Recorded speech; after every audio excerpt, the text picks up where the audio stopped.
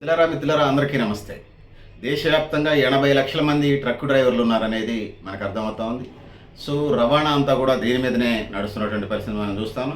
2022 నీతి ఆయోగ్ వాళ్ళ రిపోర్ట్స్ ప్రకారం మనం చూసినప్పుడు మన దేశీయ సరుకు రవాణా, అది కూరగాయలు కానివ్వండి, ఉప్పు కానివ్వండి, పప్పు కానివ్వండి, చింతపండు కానివ్వండి, లేకపోతే ఇతర సిమెంట్, భవన నిర్మాణానికి సంబంధించినటువంటి పరికరాలు కానివ్వండి, మెడికల్కి సంబంధించిన పరికరాలు కానివ్వండి, అనేక రకాల అంటే త్రాగునీరు, సాగునీరుకి సంబంధించినటువంటి ఇన్స్ట్రుమెంట్స్ కానివ్వండి, మానవుని నిత్యావసర జీవితంలో ఉపయోగపడే, ప్రత్యక్షంగా అపరోక్షంగా ఉపయోగపడే ఇన్స్ట్రుమెంట్స్ ఏదైతే ఉన్నాయో, వస్తు రవాణా అంతా కూడా భారతదేశంలో దేశీయంగా 100కి 70% రోడ్డు ద్వారానే జరుగుతూ ఉన్నది. మిగతా ఈ రైళ్లు లేకపోతే నౌకాయానాల ద్వారా, ఇతర హెలికాప్టర్స్ ద్వారా అంటే లిమిటెడ్ జరుగుతున్నట్టుగా మనకు అర్థమవుతా ఉంది. సో సోదరులారా, సోదరిమణులారా, ఇది పరిస్థితి. ఇంకా మనం తీసుకున్నప్పుడు అంటే ఇప్పటికీ 2025 నాటికి ట్రక్స్ మీద ఆధారపడి జీవించేటువంటి ట్రక్ డ్రైవర్లు 80 లక్షల మంది ఉన్నారు. సో 2022 నాటికి వీళ్ళ సంఖ్య 40 లక్షలు ఉంటే ఇప్పటికి 80 లక్షలు అయింది ట్రక్ డ్రైవర్లు. 2050 నాటికి 1,70,00,000 పోయే పరిస్థితి ఉన్నది.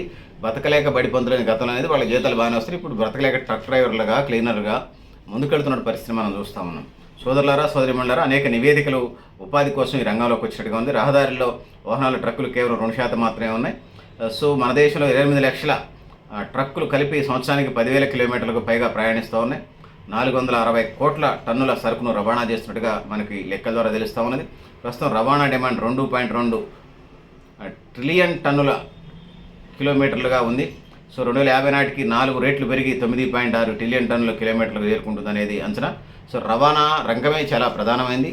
సో రవాణా రంగం మీద ఛార్జీలు పెరిగినప్పుడు జనరల్గా వస్తువుల మీద కూడా ట్యాక్సులు పెరిగే పరిస్థితి మనకు కనపడతా ఉంది. అంటే రేట్లు పెరుగుతాయి ఇవన్నీ దీర్ఘకాలికంగా.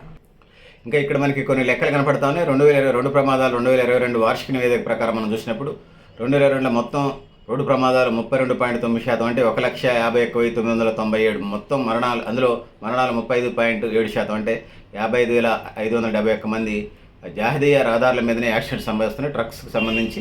సో వీళ్ళకి ప్రత్యేకంగా ట్రైనింగ్ ఇచ్చి వాళ్ళని కొద్దిగా కంటి పరీక్షలు చేయించాలి. అదేవిధంగా వాళ్ళకి ఆల్కహాల్ లేకుండా ముందుకెళ్ళే ప్రయత్నం చేయాలి. ఎందుకంటే ఆల్కహాల్ వలన ఎక్కువ ఇవి మరణాలు సంభవిస్తున్నగా మనకు అనిపిస్తుంది. కొంచెం బ్రేక్లు, క్లచ్లు అవన్నీ ఉండాలి. సో యాక్సిడెంట్స్కి ప్రధాన కారణం ఇది కూడా మానసికంగా కుటుంబ పరిస్థితులు లేకపోతే ఆర్థిక సమస్యలు ఇవన్నీ గుర్తొచ్చినప్పుడు, ప్రధానంగా ఉన్నప్పుడు కొన్ని యాక్సిడెంట్ జరుగుతున్నట్టుగా మనం చూస్తూ ఉన్నాం.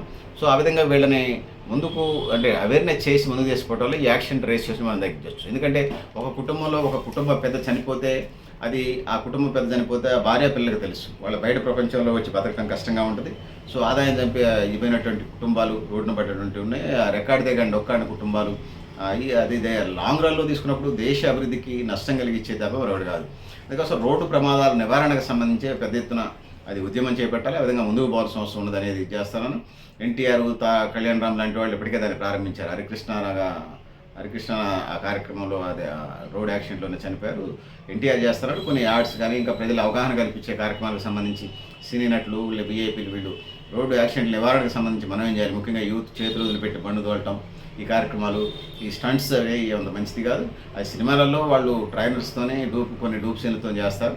సినిమాలలో చేసినవి కూడా మనం చేయాలనేది కాదు. సో దాంతోపాటు అవేర్నెస్ పెంచాల్సిన అవసరం అయితే ఉన్నదనేది నేను ఇక్కడ తెలియజేసుకుంటున్నాను సోదరులారా, సోదరిమణులారా. సో ఇందులో ప్రధానంగా ప్రతి డ్రైవర్ కూడా 10 నుంచి 15 గంటల పైగా డ్రైవింగ్ చేస్తూ వెళ్తున్నారు. కొన్ని లాంగ్ రన్లు అయితే అసలు ఇద్దరు ఉంటారు, ఒకళ్ళు నిద్ర వచ్చినప్పుడు పడుకుంటే ఇంకొకళ్ళు ఇది ఒక కథా కార్యక్రమం లాగా ఉంటుంది. దీంతో పాటు వీళ్ళు అనేక రోగాల బారిన కూడా పడుతున్నట్టుగా మనకి సమస్య మనకు అర్థమవుతా ఉంది. ఈ ట్రక్ డ్రైవర్లకి, లారీ డ్రైవర్లకి సంబంధించి మనం తీసుకున్నప్పుడు వీళ్ళు అనేక రకాలైనటువంటి వ్యాధులతో బాధపడుతున్నారు. బాగా స్థూలకాయం తిని కూర్చుంటారు కాబట్టి ఎముకలు, కండరాలకు సంబంధించినటువంటి వ్యాధులు, బీపీ, షుగర్ లెవెల్, నిద్రలేమి, అధిక ఒత్తిడి, డిహైడ్రేషన్, ఇట్లా అనేక రకాలైనటువంటి సమస్యల్ని ఫేస్ చేస్తూ ఉన్నారు. సో ఈ విధంగా శారీరక, మానసిక ఆరోగ్యాన్ని చేసుకుంటూ ఉన్నారు. సో అనేక రోడ్డులో దొంగతనాలు తరచుగా జరుగుతుంటే ఇవి కూడా వీళ్ళే బాధితులు అవుతూ ఉన్నారు. ఒకసారి ట్రక్ డ్రైవర్లు, ఆటో డ్రైవర్లే మరణాలు సంభవిస్తున్నాయి. వీళ్ళు అనేక రకాలుగా మానసిక వేదనకు కూడా గురవుతున్నటువంటి సందర్భాన్ని మనం చూస్తున్నాం. యువత ఈ వృత్తిని కెరీర్గా ఎంచుకోవడానికి, వెనకడుగు వేయడానికి ఇది ఒక కారణంగా కనపడుతుంది. దేశంలో ట్రక్ డ్రైవర్ల సగటు వార్షిక జీతం సుమారు అంటే సంవత్సరానికి 3,14,600 లేదా నెలకు 17,040 రూపాయలుగా ఉన్నది. జాతీయ సగటు జీతం 72,900గా ఉన్నది, అంటే సంవత్సరానికి. అంటే ఈ విధంగా ఉన్నదని తెలియజేస్తా ఉన్నాను. సో పెద్దలారా, మిత్రులారా, ఇది పరిస్థితి. ఇక ట్రక్ డ్రైవర్లకు సంబంధించి సపోజ్ 1000 ట్రక్కులు, సపోజ్ ఒక లారీలో 1000 ట్రక్కులు ఉన్నప్పుడు 750 మందే డ్రైవర్లు ఉన్నారు. అంటే ఈ ఫీల్డ్లో ఇంకా 250 మంది అంటే 25-30% గ్యాప్ ఉన్నది. దీన్ని భర్తీ చేసుకునే ఉపాధి మార్గాలకు ఉన్నది. సో రోడ్లకు సంబంధించినటువంటి అంశంగా ఉన్నది. సో డ్రైవర్ల జాతీయ రహదారుల మీద ప్రత్యేక విశ్రాంతి స్థలాలు ఏర్పాటు చేయాలి. రాత్రిపూట బస్సు వేయడానికి సౌకర్యాలు కల్పించాలి. ప్రతి 400 కిలోమీటర్లకు హైవేలకు వెంట వారి అవసరాల కోసం ఆసుపత్రులను ఏర్పాటు చేయాలి. డ్రైవర్ల సమగ్ర ప్రమాద బీమా పరిధిలోకి తీసుకురావాలి. ఈ చర్యలన్నీ ఒకేసారి సాధ్యం కానప్పటికీ డ్రైవర్లకు సంబంధించి కనీస అవసరాలు తీర్చడానికి సంబంధించి ఉండాలి. ఇప్పటికే ప్రభుత్వాలు ఏదైతే ఉన్నాయో రేషన్ కార్డు, ఆధార్ కార్డు ఇవన్నీ ఇవ్వాల్సినటువంటి అవసరం అయితే ఆ విధంగా ముందుకు పోవాల్సిన అవసరం ఉంది. సో దాంతోపాటు ఇల్లు అర్హులు లేని వాళ్ళందరికీ ఇళ్ల స్థలాలు ఇచ్చే ప్రయత్నం చేయాలి. దాంతోపాటు ఆరోగ్యశ్రీ కార్డు లాంటి కార్డ్స్ ఇవ్వాలి. సో ఆ విధంగా ముందుకు పోతూ ముఖ్యంగా వీళ్ళకి చైతన్యపరుస్తూ ముందుకు వెళ్ళాల్సిన అవసరం ఉన్నది. సో ఆ విధంగా ముందుకు పోవాల్సిన అవసరం ఉన్నది. రవాణా రంగం ట్రక్కులు లేకుండా, లారీలు లేకుండా రవాణా రంగం లేదు. సో అందుకోసం వాళ్ళని జాగ్రత్త చూసుకోవాలి. ప్లస్ వీళ్ళ శ్రద్ధ మళ్ళీ ఇతర కుటుంబాల మీద కూడా పడుతూ ఉంటుంది యాక్సిడెంట్లో. సో వీళ్ళు ఒక్కొక్కసారి ప్రమాదాలు చనిపోతున్నారు, ఎదురుగా వచ్చేటట్టు కూడా జరుగుతుంది. ఎంత తక్కువ యాక్సిడెంట్లకి మనం తీసుకువెళ్ళగలిగితే, ఇప్పుడు 35 నుంచి ఎంత ఉన్నది కదా లెక్కల ప్రకారం మనం చూసినప్పుడు, యాక్సిడెంట్స్ ఎంత జరుగుతున్నాయి అనే దానికి వచ్చినప్పుడు సంవత్సరానికి ఇక్కడ ఉన్నటువంటి లెక్కల ప్రకారం మనం చూసుకున్నప్పుడు సంవత్సరానికి యాక్సిడెంట్స్ రోడ్డు ప్రమాదాలు 32% జరుగుతుంది. ఒక సంవత్సరం లెక్కల ప్రకారం 32.9 అంటే 33% యాక్సిడెంట్స్ జరుగుతూ ఉన్నాయి.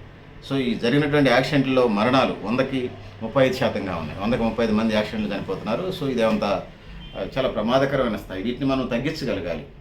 అసలు ఇంకా 35 నుంచి ఈ 32 నుంచి యాక్సిడెంట్లు ఏదైతే ఉన్నాయో, మరణాలు ఏదైతే ఉన్నాయో, యాక్సిడెంట్స్ 32-33% ఉన్నాయి, మరణాలు 35%గా కనపడుతున్నాయి 100కి. సో వీటిని 10%, 5%, 0%కి మనం తీసుకురాగలిగినప్పుడు అది రియల్ డెవలప్మెంట్గా ఆ విధంగా వెళ్తాం. సో సేఫ్టీ జర్నీ కోసం ప్రయత్నం చేద్దాం. సో అడ్డగోలు రోడ్డు దాటేటప్పుడు పిల్లలకి చిన్నప్పటి నుంచి ట్రాఫిక్ రూల్స్ నేర్పాలి, ర్యాష్ డ్రైవింగ్ నేర్పకూడదు. ఆ విధంగా ముందుకు పోవాల్సిన అవసరం తెలియజేసుకుంటూ, సో పెద్దలారా, మిత్రులారా, మీరు కూడా మీ అభిప్రాయాన్ని కామెంట్ బాక్స్లో రాయని తెలియజేస్తూ, నేను గరిడేపల్లి సత్యనారాయణ, న్యూ లక్ష్య ఆర్గనైజేషన్. Thank you.